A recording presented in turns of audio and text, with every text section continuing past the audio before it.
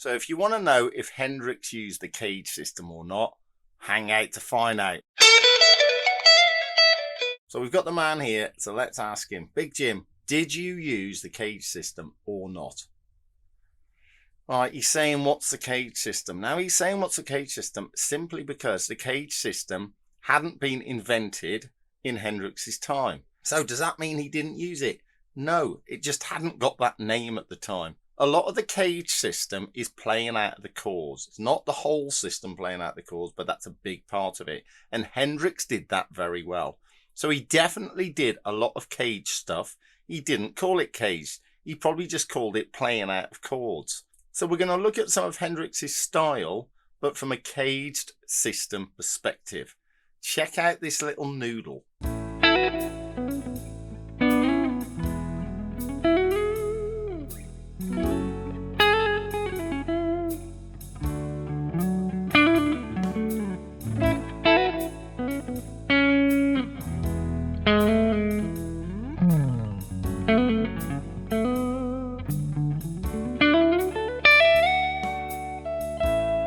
So what I'm going to do here is I'm going to talk you through what I'm doing over that.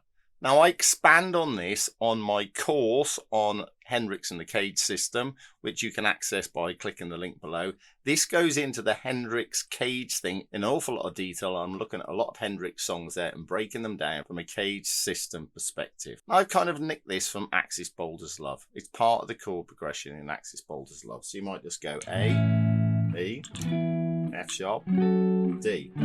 So the first thing you've got to do is you've got to map out the chords on the fretboard, right? So we could do it like that, right?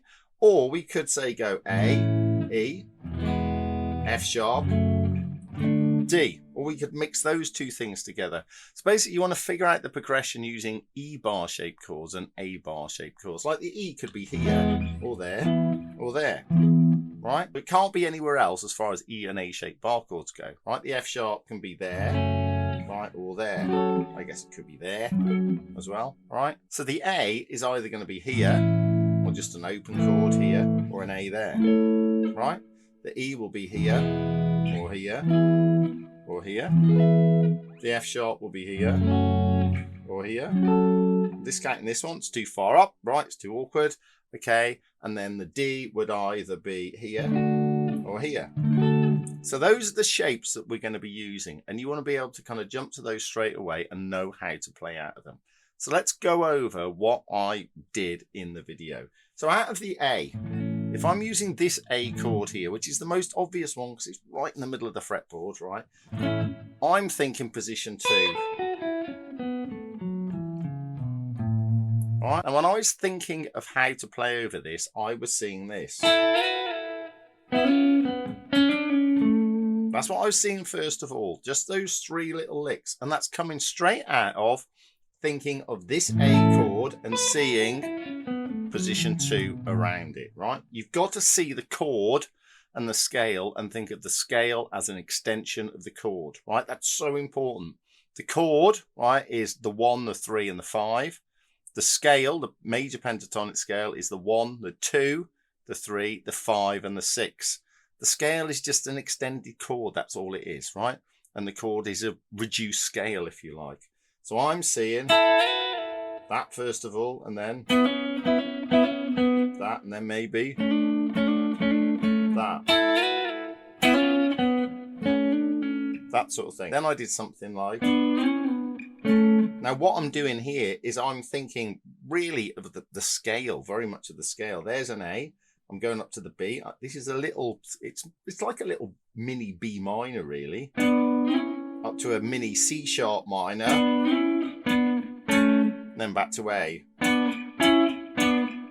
So I'm kind of using the chords in the key of A major to do that. But sort of mini chords or dyads if you like. So that's what I was thinking over the A chord out of that shape, right? Then it goes to E, right? Now I could go here or here. So let's do both. If I was here, and what I would do, and what Hendrix did a lot, is shift up 2 and play position 1. Is that right, Big Jim? There we go. Right, so instead of playing, I've got position 5 under my fingers, but instead of doing that, I'm going to go shift up 2, do position 1. Okay, there's position 1 here. And it gives me a really nice start. Yeah, or those little double stops, right? If I was singing this E down here, which I could do, I could go.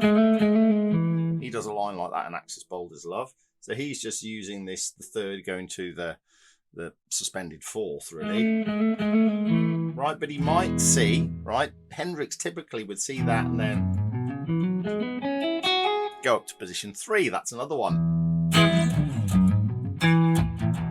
Position 3. Right, okay, so that's the E taken care of. Now I've got the F sharp. I could do the F sharp here or the F sharp here. So let's do this one first. So I can go. What am I doing there? Just doing position 1. So out of an E minor, this is an E minor shaped bar chord, I've got position 1. Yeah. If I was doing this F sharp here, it would be position 4, all on your screen. Yeah, that. Okay, so that's what I'm seeing there. And then the final chord, D, I could be seeing the D there, right? I'm going to treat this like I did the E chord by sliding up 2 and doing position 1. So slide up 2. Position 1, which is the same. This position 1, it's D major pentatonic, which is the same as B minor pentatonic. It's a relative minor, yeah?